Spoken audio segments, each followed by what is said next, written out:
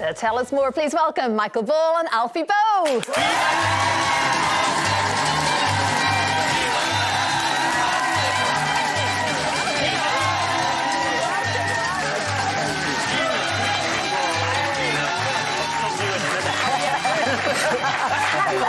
so good to see you both. There's not a track on there we don't love. It's just good to hear. Brilliant. Together in Vegas, and I know this is an album you're particularly proud of. I think it's our best one. It's in tune. Yeah.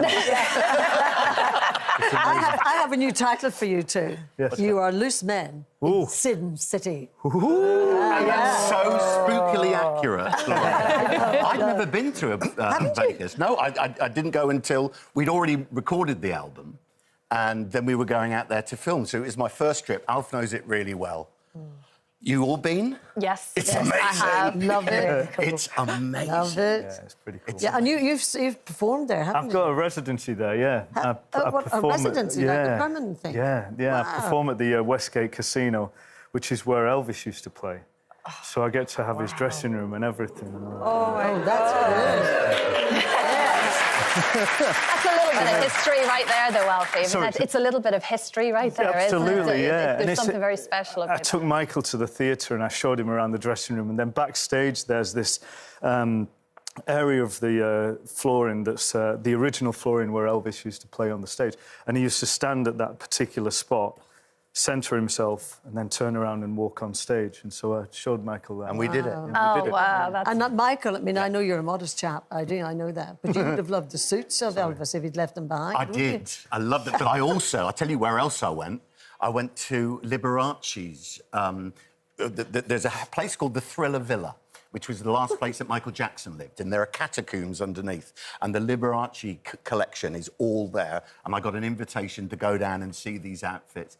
It was mind-blowing. I've got our outfits sorted for next year. You're going to look a dream. Why Anchor Humperdinck? I mean, my dad loved Anchor, so I know all the songs. Well, there was him and Tom, the two biggest artists, certainly from the UK, that went over there. And there was a big rivalry between the two of them as to who was the biggest Vegas act. Yeah.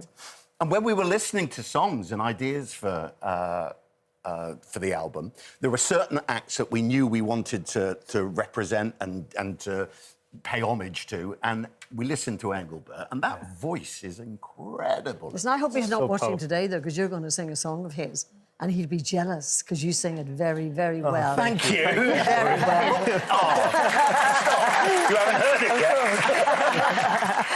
yet. The nice thing for us when we get these songs is because it's our two voices, it sounds different. Yeah. We ruin it.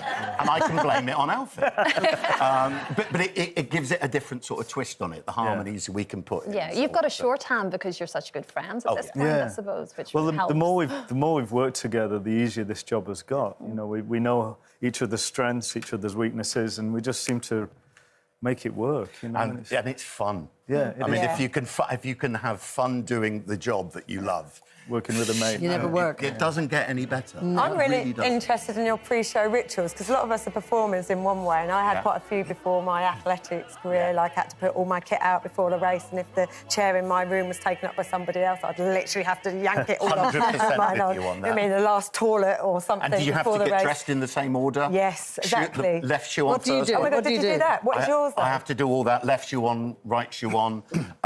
We have to do this little ritual before we go on stage. For sure. Yeah. Go on. Our Do it first to us. We're just about to the... And we go... and then,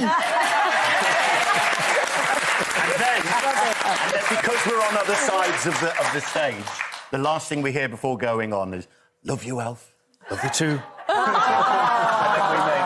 funny, though, isn't it? But if you don't do it... No, because when we did Birds of a Feather, we wouldn't go out and perform in front of the audience unless we did a ritual. And all we used to do is get in a group huddle and go, "Love you all," and then we do a big pelvic thrust.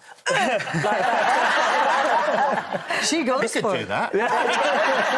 Actually, Michael, I mean, watching the two of you, because it's always fun, apart from the lovely singing, but I was shocked to realise, when I was reading a bit about you this morning, that you had stage fright and you were off for about 9 months. I left the business. I left Les Mis, I had a really bad case of panic attacks and a sheer terror of being on stage, and I didn't know how to handle it. It took me out of Les Mis. 9 months, I didn't get any help. I didn't talk about it, which was stupid, but I found a way to deal with it.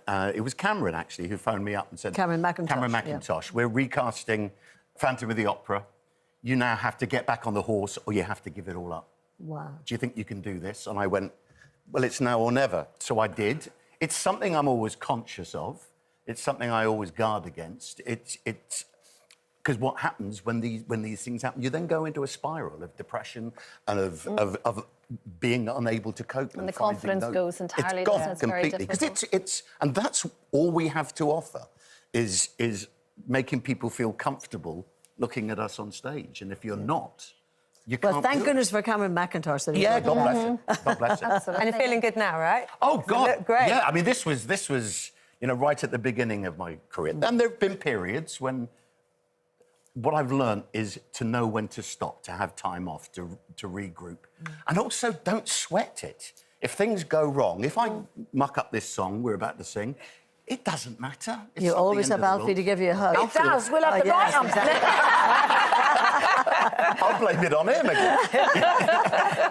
But that's what happens. Is, and we saw you in Wim Hof's show recently as well. I mean, we all have these moments. That's what life is. But it is overcoming them. And here you are, new album again. I'm feeling good. Absolutely. I think it's just a case of, my experience on Wim Hof was groundbreaking for me. I faced a lot of my own traumas and mental health, but, so... Well, look, you are back. As I say, the album is brilliant.